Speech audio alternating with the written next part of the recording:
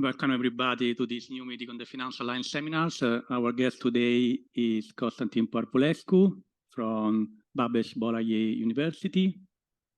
And Constantin is an expert in film, especially the relation between cinema and finance. And thank you very much, Constantin, for being here today. And Constantin will give a lecture titled, as you can see on the screen, From Boardroom to Classroom, a Cinematic Journey. And so thanks again, Constantin. The floor is yours. We're looking forward to hearing from you. Thank you. Thank you for inviting me. Hello to everybody on the big screen and on the small screen, because I guess there are people somewhere there behind who can see me, and I cannot see them, but I salute them, and I'm very glad to be in contact with you, and hopefully we're going to debate.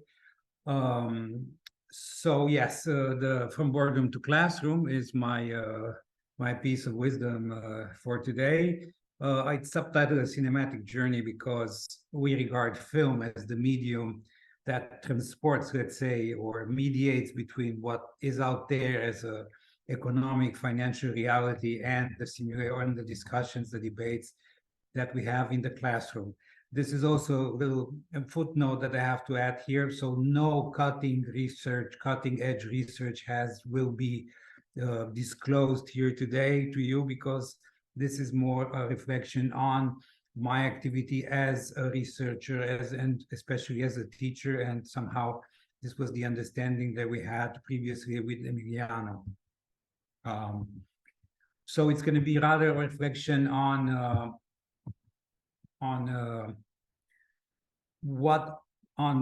the teaching of finance film, and on, let's say, some trends within research and within teaching of this topic. But first of all, just a little introduction.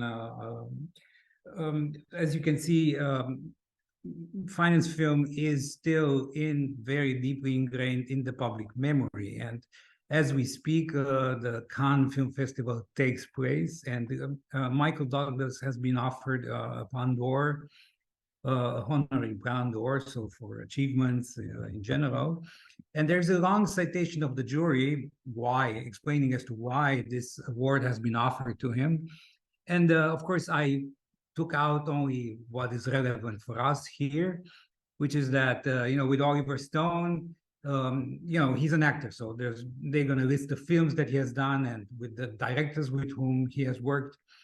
And the citation is long, and the paragraph here argues that the award has been given to him also because he worked with Oliver Stone, and won the Oscar for Best Film in 1987 for his portrayal of Gordon Gekko, a greedy New York broker in Wall Street. The sequel, Wall Street, Money Never Sleeps, was screened out of competition at the 63rd Festival at Cannes.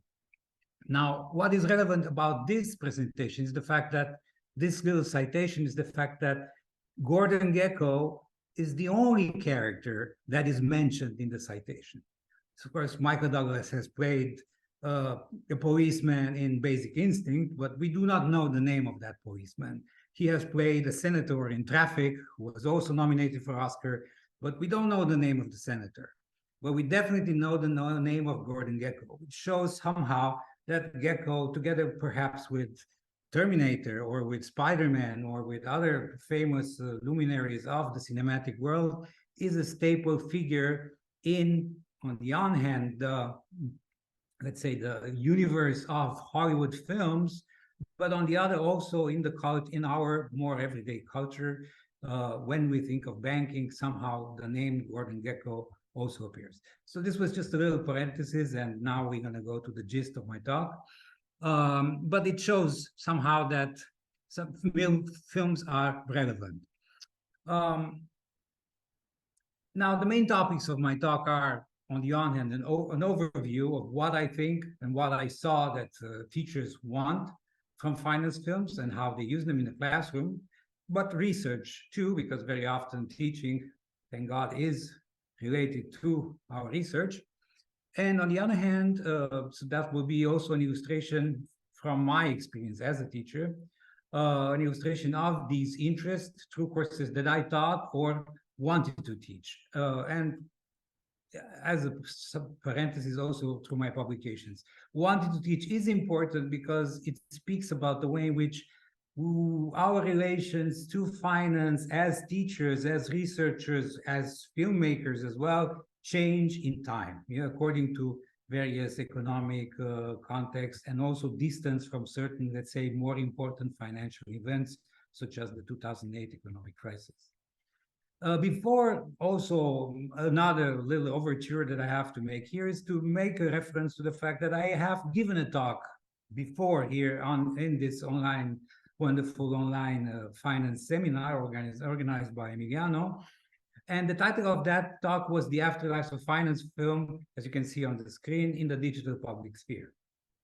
Now, why is this important? Because it's important because, in a way, it was an exploration of, let's say, reception, impact, and especially curation, online curation of finance films.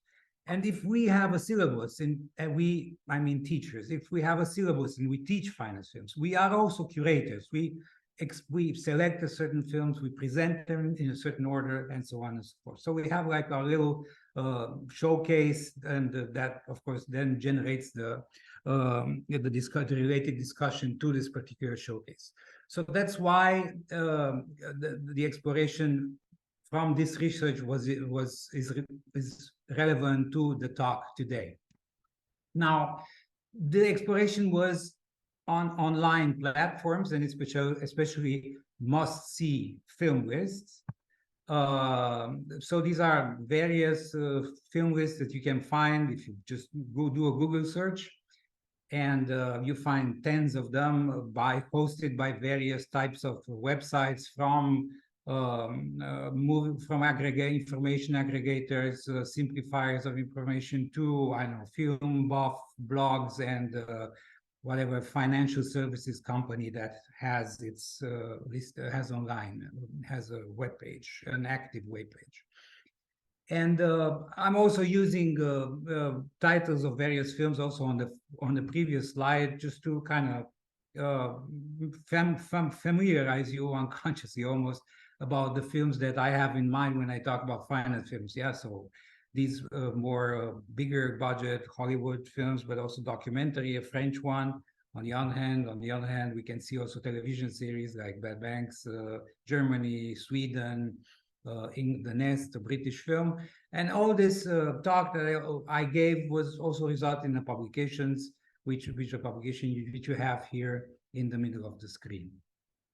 Now, the importance of all these film lists is also, they were important to study also because most of them, pretended to be useful, to be a teaching, to be mediating between, so let's say, the client and something, which is the film, which is a useful teaching instrument. So the main narrative about finance film on this must-see film list was the fact that they are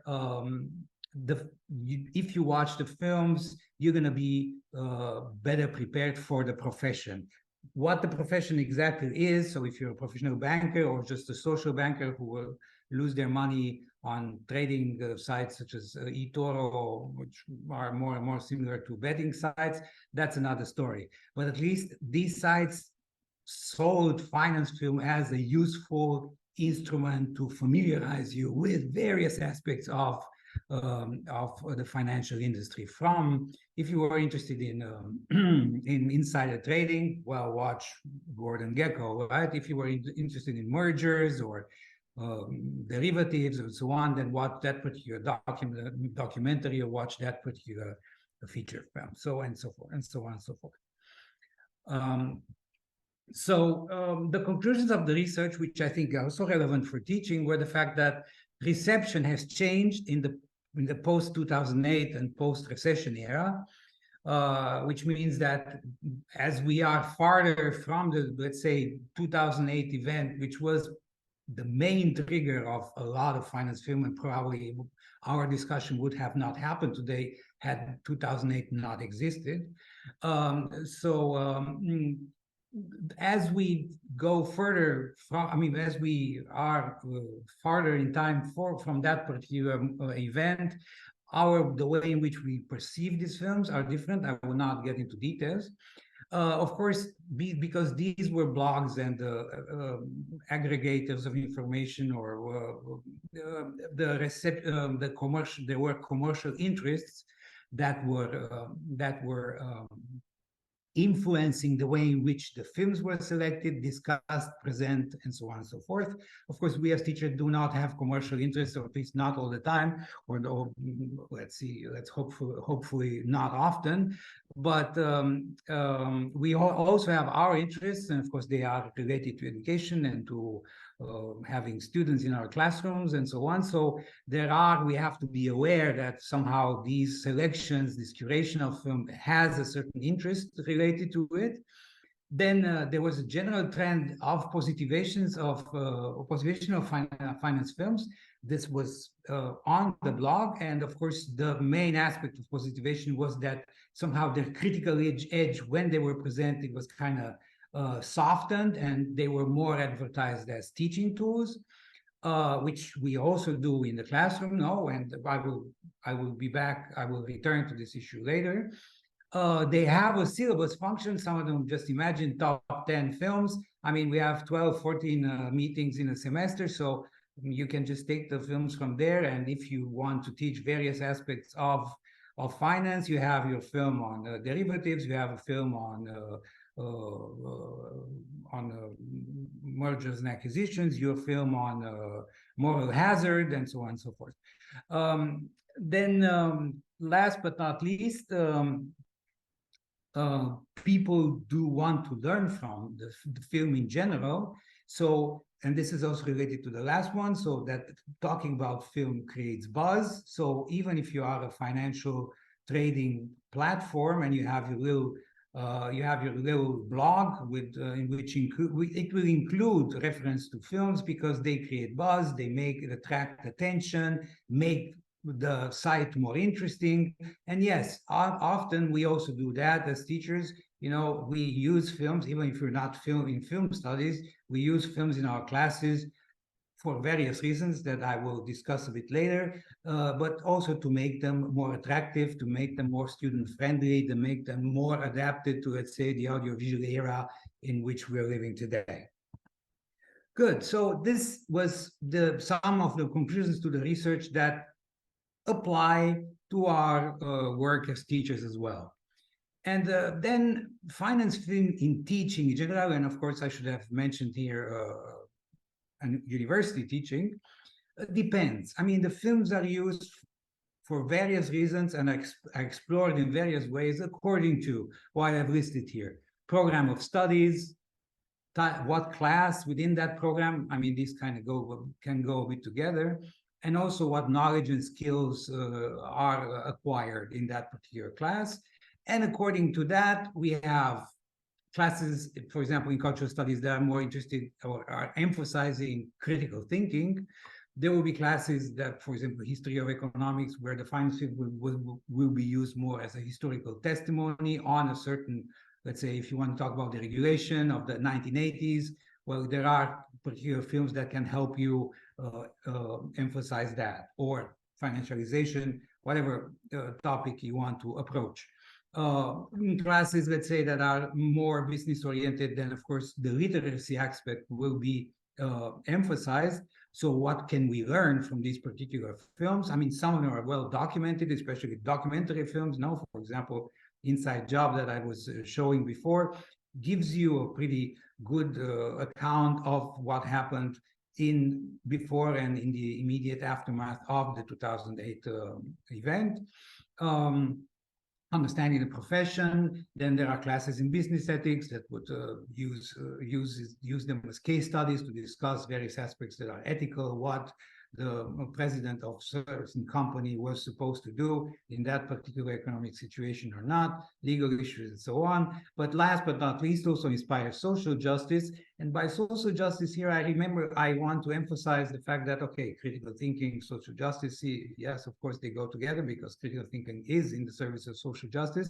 But I also wanted, this also shows a broader definition that I have tried to give into finance film, which is not only a film that reflects, it's not a banker film, it's not a Wall Street film, but it's a film that also tries to trace the social and economic implication, the precarization of a population, the various evictions or various aspects of financialization of everyday life. So various aspects in society that have been caused not only by the economic crisis, but also by the fact that, let's say, shareholder value and that financial systems are, let's say, the pumping heart of capitalist economies, right? So not only Boardroom here, but also, let's say, issues related to the effects on Main Street by banks. Now, to get a bit more into detail, in the classrooms, from my experience, what I've seen and what I've practiced myself was, on the one hand, but also in research, the main question is if you approach the film as a promoter or a critic, right? Now, when I say promoter, I don't mean films like Something Ventured or some reality show with bankers in which we are, in which the films kind of tell us how smart the bankers are, how they can take decisions, and so on and so forth. Or Something Ventured being a documentary telling you that pretty much Google and Apple would have not existed had the venture capital not stepped in and helped them at the right moment. Okay, so we're not talking about that kind of promotion. We're talking, or even more like commercials for Goldman Sachs. We are talking about, let's say, involuntary promoter, right? And there is a long list, even in research of literature, on this involuntary promotion that is being made through films. So that at the end of the day, even if the film is critical, we kind of have, we are fascinated with the world of, let's say, Wall Street, that it's being presented on screen. And this I call, and I think I mentioned in the previous lecture as well, I call this the Michael Lewis paradox. And of course, this is Michael Lewis, the famous author of books that against Wall Street, no, Liar's Poker being his classic. And after finishing Liar's Poker, now in the preface of his next book, which was The Big Short, which was also then adapted for the screen,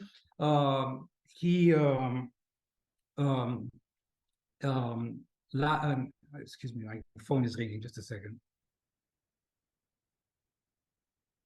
Right, excuse me. So, and in the preface of his The Big Short, he explains that although he wrote a very critical book about Wall Street, which was Liar's Poker, he was drowned in letters asking him to write a continuation of the book because everybody who read it felt that it was so insightful about Wall Street, and now they want to pursue a career in banking and they want to read more to know more about the profession, right? So this is, or the Gordon-Gekko paradox, you can call it, right? So that somehow you intervene critically, but it kind of turns out into being indirect advertising for the business. So this will, and on the other hand, of course, the critical, so if you regard the film either as an involuntary promoter or as a critical intervention, and then in critical intervention, it's not only this kind of pamphletary type of film that you have, let's say, in the style of Big Short or even The Wolf of Wall Street to a certain extent, or the immediate documentaries that appear after the crisis, but films that go deeper within everyday life, and also in your classroom, you know, you approach issues that are a little more complex, such as financialization, shareholder value economy, or let's say the indebted society. So a movie about eviction now would be, the evictions would be, for example, one of those cases, or movies about people who cannot, documentaries about people who are in debt and cannot escape this kind of indebted situation. So this is on the one hand. On the other hand, in the classroom, so you can, of course, nobody wants to use the promoter, but this can happen. On the other hand, if you use the film as an explicator or as an original contributor. I don't, any of these, promote, explicator, original contributor, I don't want to make a difference in value between these two aspects. It's just like the functionalization of the film for our interests as teachers. So on the one hand, as explicator, now you use it as a case study. So the general idea here is that somehow you have the economic concepts, you have the economic history written on film, you somehow have the vision of an economic event, but then you use the film in order to have a more in-depth exploration of that particular event. So as a case study, right? So that would be the typical example. So as an explicator, right? So film as a detailer, that's not the word exists, but the function of, you know, putting more detail, making it more easier to understand, and so on and so forth. On the other hand, the function of explicator is not necessarily emphasizing that film is only subaltern to, let's say, another type of history, economic history that is written on paper or I don't know, in whatever, in books and research articles, or spoken by economic experts on TV. It's this concept of film as an act of profanation, right? And here of rendering the abstract touchable. And here I don't have the time to explain this, but this is actually a pretty empowering function that the film has. So by profanation is a concept that I have derived from the philosophy of George Agamben, and I've tried to use it as much as possible in relation to film and finance, but film and economy in general.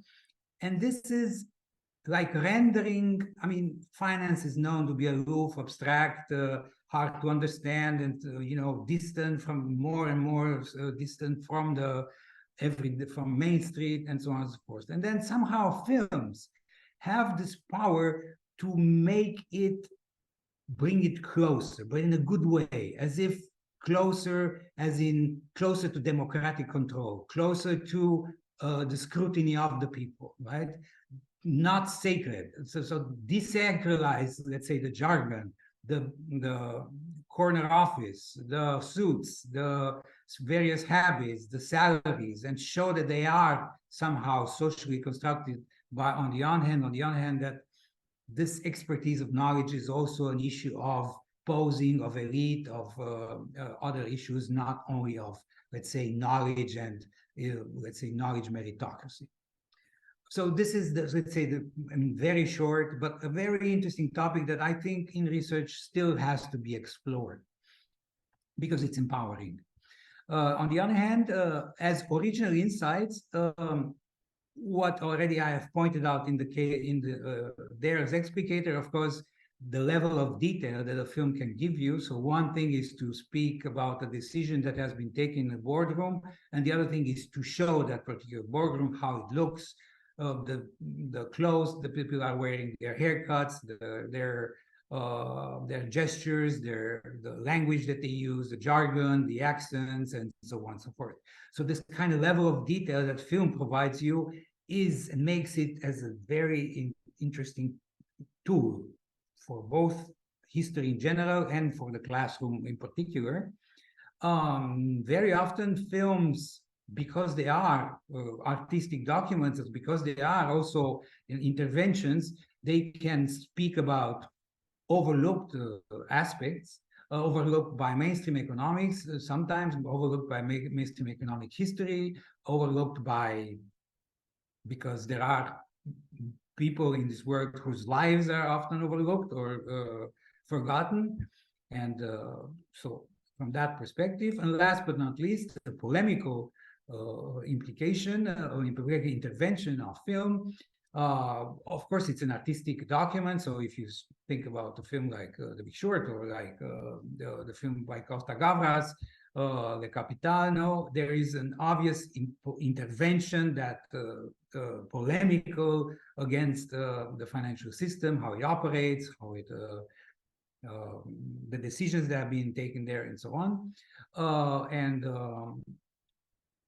Yeah, so it is expected that this particular polemical intervention also has an impact. And we can say that, yes, we can measure it to a certain extent, even quantitatively and qualitatively, the impact of film that, let's say, it had, for example, in the 2008 aftermath of 2008 during the recession.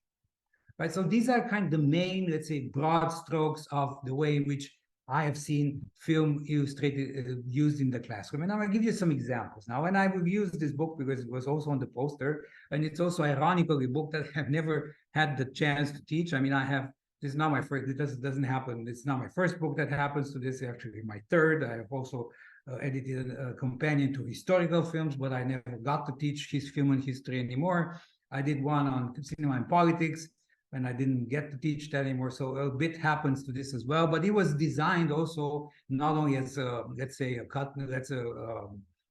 state of the art of the research on finance film at its time in 2017-18, but also as a book that could be used in a classroom that at that time we thought as editor, I thought as there would be interesting to teach. Again, times have changed, and as I've said, perhaps our vision of the financial system or vision of how to approach it have changed. And what I'm going to use here is various chapters from the book, but I'm going to, of course, they are research, but they have a teaching dimension, and I think they illustrate what I've mentioned before in general. So, for example, I know there's a lot of, I didn't put them all, but there's a lot of text, but bear with me, it's actually pretty easy to walk you through it. First of all, so it's what teachers want, or was what teachers want, chapters, and as seen through the chapters of my collection, right? So chapter 1, this was written by Graham Murdoch, titled Narrating Finance Capital Explorations in Speculation, Crisis, and Austerity. This would be a good would make a good teaching module on, let's say, a tradition of profaning, of critically engaging with finance that goes back to the 19th century, to the literature, to the works of various novelists or newspapers, caricatures, so also cross media, television, and then film today. So it would be an exploration of, let's say, a tradition of critical positioning within this, let's say, between the Main Street and, say, Wall Street, or between the public sphere and the industry. And this will be definitely a form of cultural studies, cultural history module within a class itself, or within, let's say, a module within a class, right? The second chapter, which was written by Robert Bourgault, I mean, Graham Murdoch is a specialist in cultural studies, political economy, right?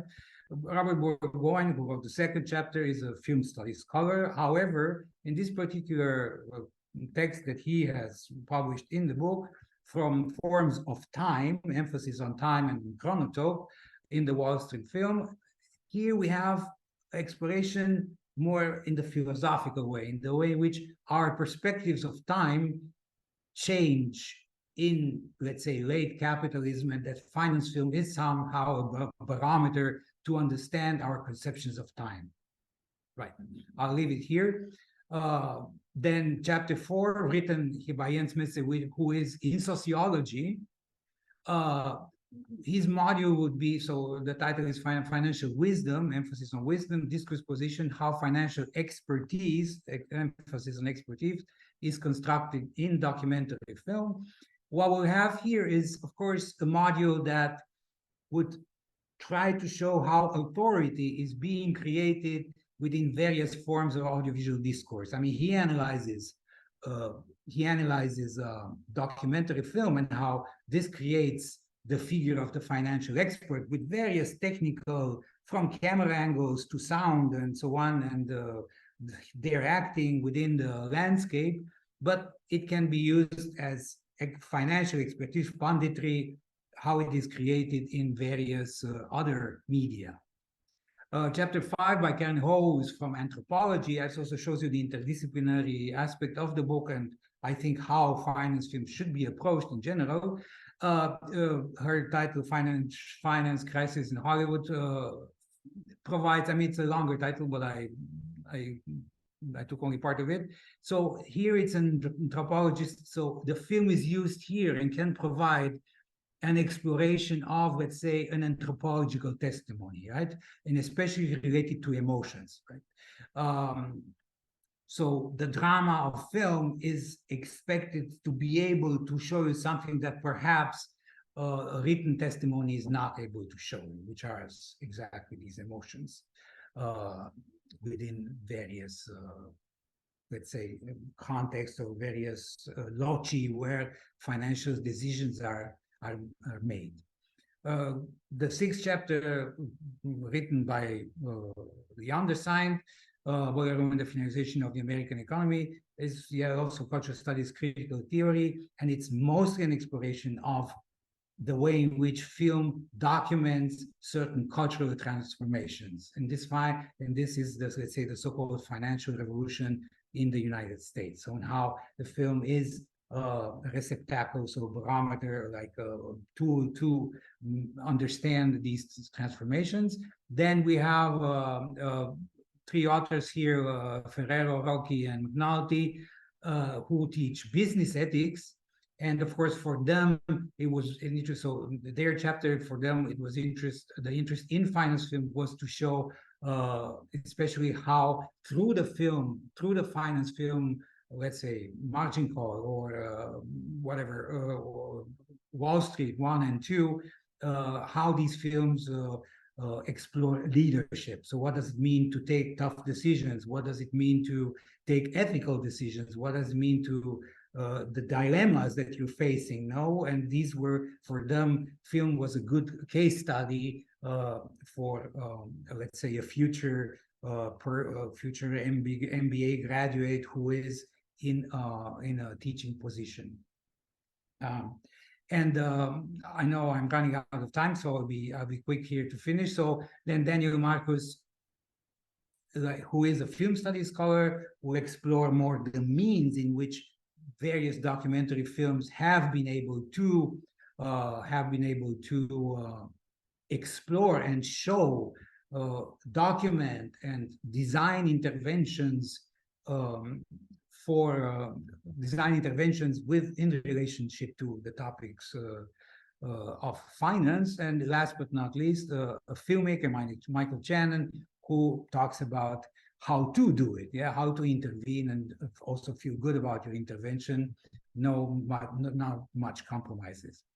And I will finish with two examples from my own teaching. And what I wanted to say here is the following. So it's very quick, and I'll finish with this. First of all, the difference between teaching a course in economics and political science, and this course was Hollywood and global finance, and another is to teach, let's say, in film studies, right? So a professor in Hollywood, a professor in teaching constituency of students that are in economics and political science, which happened to me. I taught this course twice at the University of St. Gallen and the Western University of Timișoara,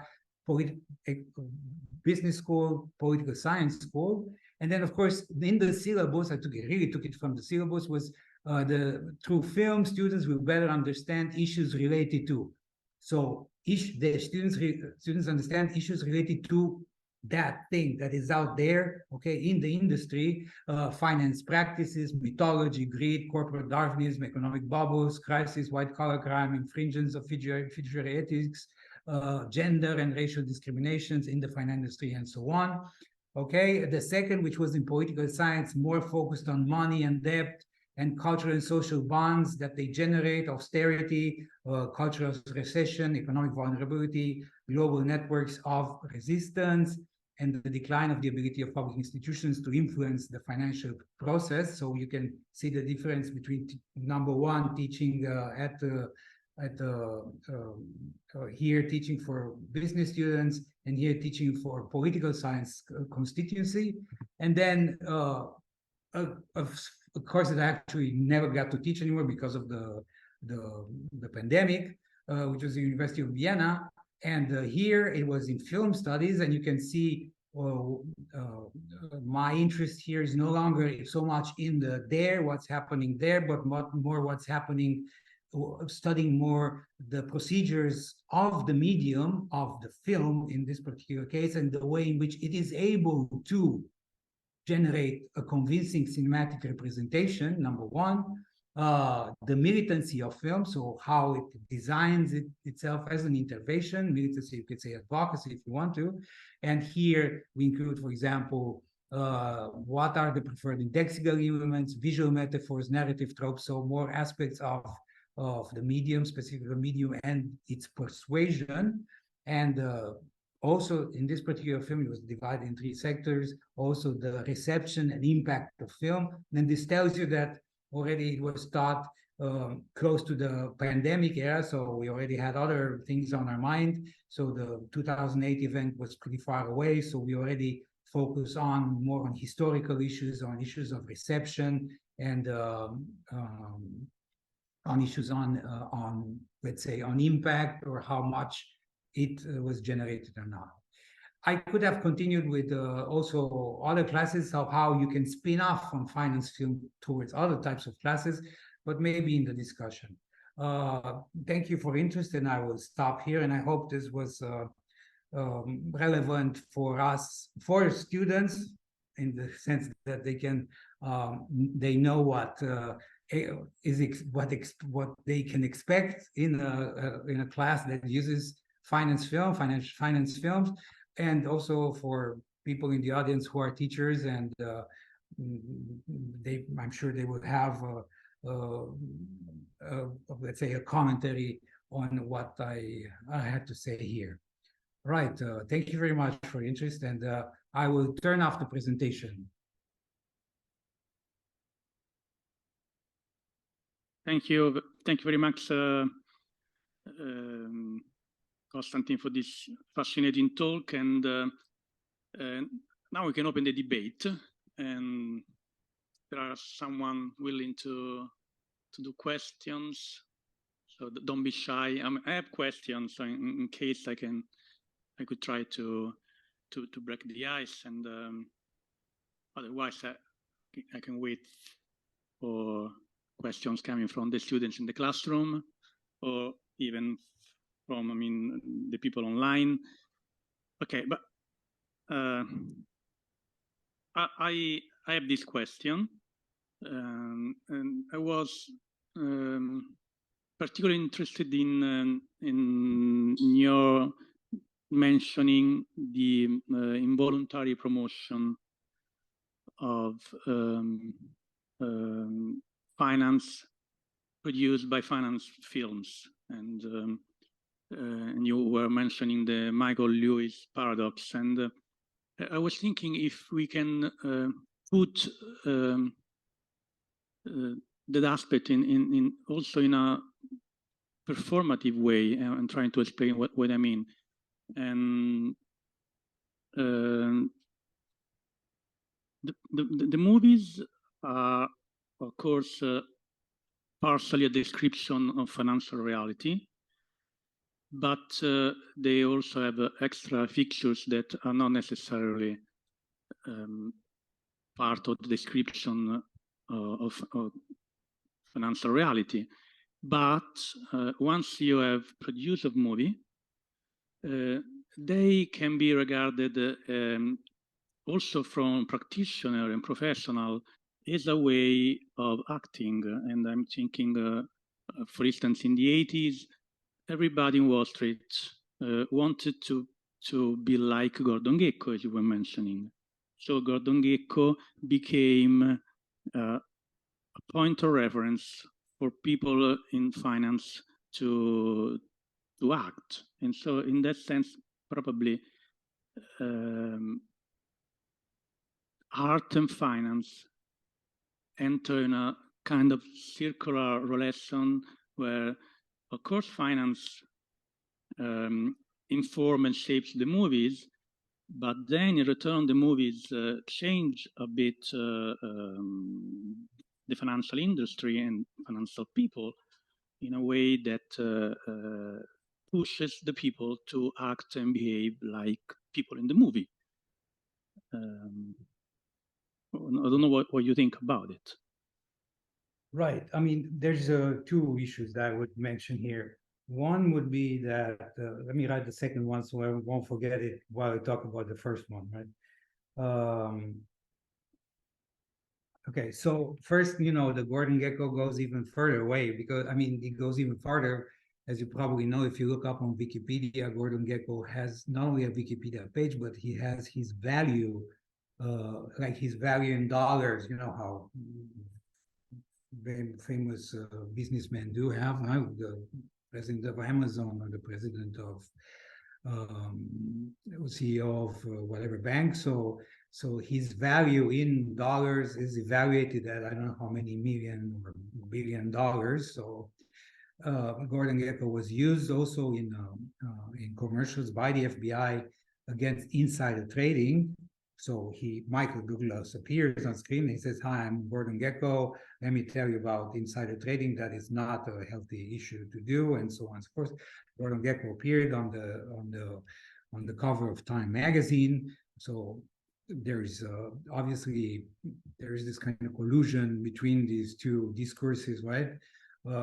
Which is evident. This is, I think, on the one hand, and yes, but that was Gordon Gekko. That was how cultures, they negotiate certain icons, and these icons become accepted, or some icons are not accepted. And I was interested when I studied one of the blogs that I was talking about. When I studied it, it had a poll, but it had 3 polls. So it had a poll which was a meta poll, a poll of polls, so to say. So what finance movies people like the most, people, whatever, what was explored in the online public sphere. And then some movies came out with Gordon Gekko probably in the front, Wolf of Wall Street, it's the usual suspects. But then when they polled bankers, the bankers preferred movies like Trading Places, comedy, It's a Wonderful Life, Christmas movie, like movies that were very soft on the bankers. So they of course, they were performing themselves. They were fighting for a certain image of banking, and they no longer were interested. I mean, Gordon Gekko was there as well, but they were no longer interested. So times have changed, and now the bankers prefer not to be shown in movies at all. If that is possible, I think that will be the way in which that was resulted from that particular poll. I mean, that was my interpretation. If you want to be shown as the good bankers from the 1930s or 40s, then it means that for me, that means you do not want to be represented much in Hollywood movies. Thank you, Constantin. Do we have a question from the audience? Okay, there is a student willing to.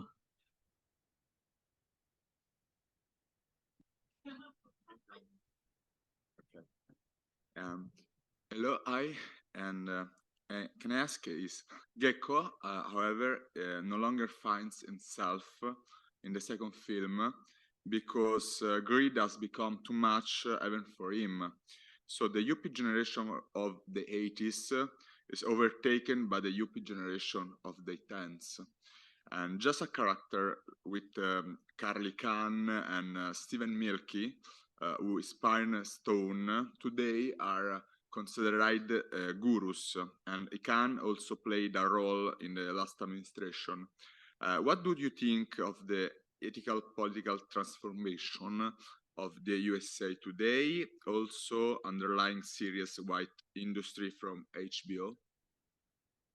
The what industry? I'm sorry, the HBO? HBO industry, the series.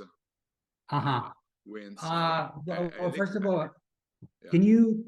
Okay. Yeah. Thank you.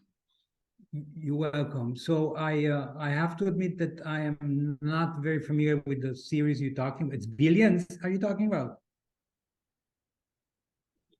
Industry, sì, vabbè, non era la domanda principale. It's not the main questions, but yes, industry is like HBO 2 years ago and wins like I believe Emmy. So and based on industry based on London, but it's finance like a fictional banks like Jeffries or Morgan Stanley, you know, but the role of guys that M&A and FTC. Right. I think that this is a hard question, which in a way I can answer only partially to it because I don't have so much the expertise to do it. But to a certain extent, honestly, I believe that this trend of positivization that I was talking about applies to these issues as well. On the other hand, I'm not so familiar with the show that you're talking about, but I was very interested in the way I was recently. There was a series like a infotainment docu series on Netflix, which is called How to Get Rich. And it is not necessarily about banking, but it is about money. And it's money, you know, when you talk finance, money is an important issue. And what the ideology beyond that story of that, in that, let's say, infotainment, let's say, docu-series, if you want to call documentary series, is that its protagonist is a financial psychologist, which means that finance is so deeply, that money and financialization are so deeply ingrained in our mind that we are in our minds and in our ways of being, that we already deal with a psychologist. I mean, the next step would be a psychoanalyst, right? Or I don't know, like a financial fortune teller. I mean, what I want to say is here that somehow and you can see these in various audiovisual documents, regardless whether television shows or feature films or documentaries. If they're not very critical, somehow it's being more and more like part of the normal life, or they're not as challenged as they used to be before. I mean, even if it's corporate crime, it's a crime. It's no longer, the systemic aspect is no longer so much shown as you would see it in the earlier films of, let's say, the first decade after the crisis. So I would say that would be the trend in audiovisual representations, because it's also a matter of audiences. I mean, these films have to sell, especially the ones with bigger budgets, especially the ones that go on commercial TV. They have to sell, and I don't think that the negotiation also has to go with this particular aspect of the medium, and the stories of that were the heavy, hard to digest stories of earlier days. They no longer work today. On the other hand, there are let's say, the classical stories of the con man, we still have films on the con man, more or less related to finance, in which, let's say, finance put towards the wall, but they are what we call subjective, what philosophers call subjective violence. That means certain crimes that are related only to an individual, but the systemic aspect is no longer, I don't feel it, it's so much shown, is so much emphasized as before. I hope this answers your question. Again, mea culpa, I'm not very familiar with the series that you're talking about. Thank you, Constantin. Yes, I think that your answer is clear, and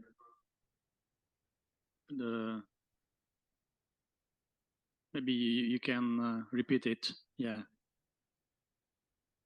Yeah, there is also part of the question was about Gordon Gekko, and now I don't remember it. And then, yeah, okay. The Gordon Gekko, yeah.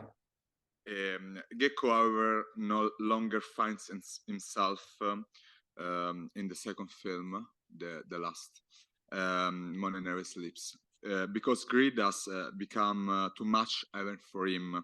So the Yuppies generation of the 80s is Right. like Patrick Bateman, the situation in 80s, and in overtaken by the Yuppie generation of the 10 before Yes.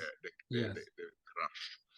And just a character with Carl Icahn and Stephen Mielke, the junk bond king, who inspired Stone for Gecko character, and today are considered gurus. Like Icahn is as a role in the last administration, played a role in the last administration, Trump administration. What do you think of the ethical, political transformation of the USA today? Yes. Okay. Well, it's a long question. Because in the 80s days, like Reagan deregulation, so it's a new new political and economic course, and now in the 10 is different. Yes. Okay, well, thank you. Okay, so Gecko on the one hand, and then say the real life inspiring character on the other. I mean, there's yes. I mean, even in the film Gordon Gecko, let's say the rebooted, the Gordon Gecko that comes out from prison, the rebooted Gordon Gecko, he admits that he's like old school in comparison to what's happening new. And I think one of the important roles, I mean, we like the Gordon Gecko films because it is still so much based on smartness, on intuition, on genius, on, let's say, that thing that we appreciate as being very human, right? So that, okay, he has some ethical issues, but he's extremely smart, right? And the later presentations are people who, of course, are smart, but they're more corporate. I mean, they're not this kind of individual players, but they're more playing within the corporation. Okay, so they're part of the of a certain system that he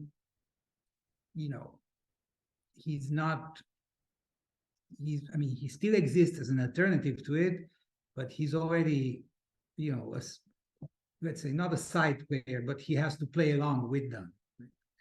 So from that point of view, I think the old Gordon Gecko is a figure of nostalgia in a way, as things have gotten worse. You say, because now the greed is systemic. Then the greed was more like individual. Gordon Gecko wanted to be rich and powerful and so on. But now it's also the small players. Everywhere you look around, there are small Gordon Geckos because it's become more systemic. That's my interpretation on the one hand. On the other hand, with the real life character who inspired him, or let's say you can say the same thing with Jordan Belfort. Jordan Belfort, I remember just after the film The Wolf of Wall Street was made public, because I studied this. I didn't study the other characters, so that's why I wouldn't talk much about him. I mean, he used the film to promote his method of sales. I mean, the film was for him a reboot. I mean, he was back in business, so to say, thanks to the film. And it seems like this has to do with popular culture in general. Like, people buy these stories of repentance. Like, okay, I committed a crime, I repented, now I'm a good person, I'm born again. Probably it has to do with born again religion as well. I don't know. And so he was used as Donald Trump has been elected president, and he was a terrible businessman, no? But he was elected as a person who was a very good businessman, no? He even had but that was also made by a reality show that he had, no? So somehow this has to do with culture, with popular culture, the way in which it cannot generate critical distance from, it creates this kind of icons that are somehow just a form of yeah, like incompetence just raised to another and another level. That's the culture we live in. I cannot say more than that. Yeah, I agree. Thank you.